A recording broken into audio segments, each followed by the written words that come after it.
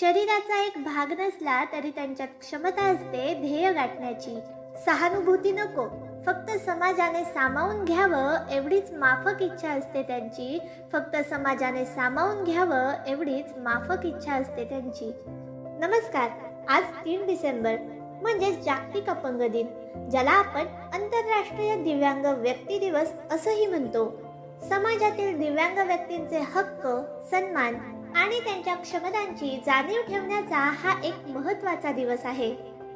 संयुक्त राष्ट्र संघाने 1992 मध्ये 3 डिसेंबर हा दिवस जागतिक अपंग दिन म्हणून घोषित केला आणि तेव्हापासूनच जगभरात हा दिवस साजरा केला जाऊ लागला.